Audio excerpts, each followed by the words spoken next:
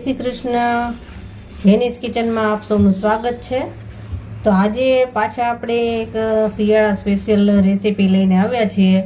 અત્યારે શિયાળામાં મૂળા બહુ સરસ મળે, ફ્રેશ એકદમ સરસ હોય। તો મૂળાની ભાજી આપણે બનાવવાના છીએ। મોટા ભાગના લોકો છે ને બાળકોની મૂળાની ભાજી નથી ખાતા હોતા।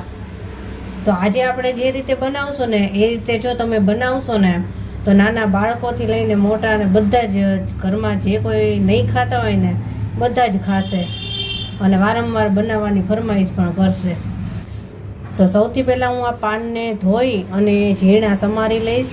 આપણે આ કાંદાનો ઉપયોગ નહીં કરીએ, આને સલાડમાં આપણે ઉપયોગ કરીશું। આપણે ખાલી પાનની જ ભાજી બનાવીશું।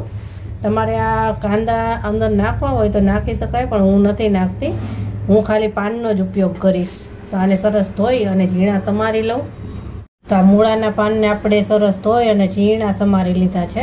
અને આ એક દેશી ટામેટું લીધું છે। મૂળાની ભાજી બનાવો ને એટલે દેશી ટમેટાનો જ ઉપયોગ કરવાનો, એટલે બહુ સરસ બનશે। આ એક પેન લીધું છે, પેનમાં આપણે 3 ચમચી જેટલું તેલ લઈશું। મૂળાની ભાજીમાં તેલ થોડુંક વધારે હશે ને તો સરસ લાગશે। તેલ ગરમ થઈ ગયું છે, એક ચપટી જેટલી હિંગ નાખશું। અમે 7 થી 8 કળી લસણ લીધું છે અને અધકચરું ખાંડેલું છે।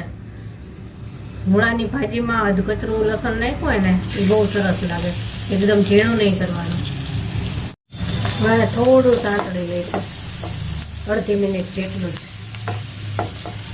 તેલમાં સ્વાદ આવી જાય ને લસણનો એટલું જ। હવે ટામેટું નાખશું। ટામેટાને આપણે થોડું જ પાકવા દઈશું, સાવ સોફ્ટ નહીં થવા દઈએ, એકાદ મિનિટ જેટલું જ। મસાલા નાખી દઈશું। 5 ચમચી જેટલી હળદર, 1 ચમચી ધાણા જીરું, 2 ચમચી મરચું નાખશું। મૂળાની ભાજી થોડી તીખી ચટપટી હોય ને તો સરસ લાગે। તીખું વધારે ના ફાવતું હોય તો 1 ચમચી પણ નાખી શકાય, અને સ્વાદ પ્રમાણે મીઠું। આ બધું મિક્સ કરી લેવાનું છે અને મસાલાને પાકવા દેવાના છે થોડા। આપણે આ ભાજીમાં પાણીનો બિલકુલ ઉપયોગ નહીં કરીએ, ટામેટાનું જ પાણી થશે અને મૂળામાં પણ પાણીનો ભાગ હોય જ છે, એટલે આ ભાજીમાં પાણી નાખવાની બિલકુલ જરૂર નહીં પડે। બસ મસાલા પાકી ગયા છે, હવે સમારેલા મૂળા નાખી દઈએ। આપણે થોડા થોડા મૂળાના પાન નાખતા જઈશું અને મિક્સ કરતા જઈશું। આટલા પાન મિક્સ કરી લઈએ, પછી બીજા નાખીએ।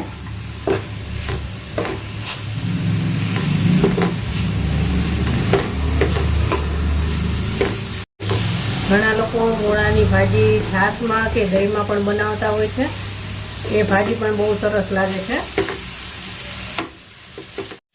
હું પણ ઘણી વખત એવી ભાજી પણ બનાવું છું અને એક બીજી રીતે પણ બનાવું છું।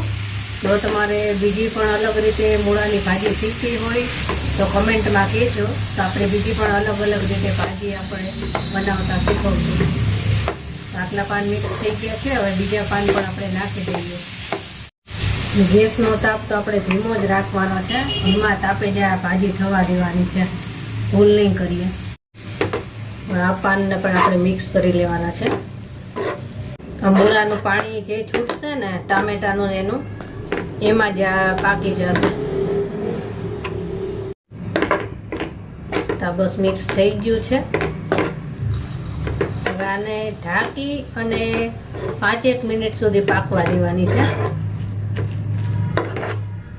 એ બધું એક સરસ મિક્સ થઈ ગયું છે। હવે આને ઢાંકી દઈશું અને 5 મિનિટ પછી આને આપણે જોઈશું। 5 મિનિટ થઈ ગઈ છે, તો આપણે ભાજી ચેક કરી લઈએ। જો સરસ થઈ ગઈ અને પાણી પણ છૂટ્યું છે ટામેટાનું અને મૂળાનું। તો બસ આ ભાજી તો તૈયાર થઈ ગઈ છે। હવે આપણે આમાં નાખવાનો છે ચણાનો લોટ। ભાજી આ રીતે પાકી જાય, બની જવા આવે ત્યારે ચણાનો લોટ નાખવાનો, અને આ ચણાનો લોટ મેં લીધો છે 2 ચમચી।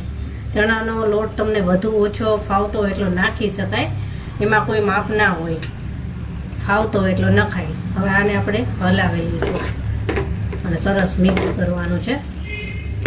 આ એક ચણાનો લોટ નાખે ને એનાથી જ આખી ભાજીનો ટેસ્ટ ફરી જાય। જે લોકો ચણાના લોટવાળી ભાજી ના બનાવતા હોય તો એકવાર બનાવી જોજો, જે ના ખાતા હોય ને એ લોકો પણ ખાશે. ચણાના લોટની ભાજી બનશે ને એટલે હજી આને હવે ઢાંકી અને 2 થી 3 મિનિટ આપણે પાકવા દેવાનું છે, એટલે લોટ કાચો ના રહે, બફાઈ જાય લોટ. અને ઢાંકી દઈએ અને 3 મિનિટ પછી જોઈએ. 3 મિનિટ જેવું થઈ ગયું છે તો આપણે ભાજી ચેક કરી લઈએ. જો કેવી સરસ બનીને તૈયાર થઈ છે. લોટ પાકી ગયો છે અને બસ હવે આ ભાજી તૈયાર છે. જો હવે આ ભાજી આપણે સર્વ કરી લઈએ. આ ભાજીને તમે રોટલી અથવા બાજરીના રોટલા સાથે ખાઈ શકો છો. જો તમારે એકદમ ગામડાનું જે ભોજન હોય એવો ટેસ્ટ જોઈતો હોય તો આ બાજરાના રોટલા સાથે જ ખાવી જોઈએ.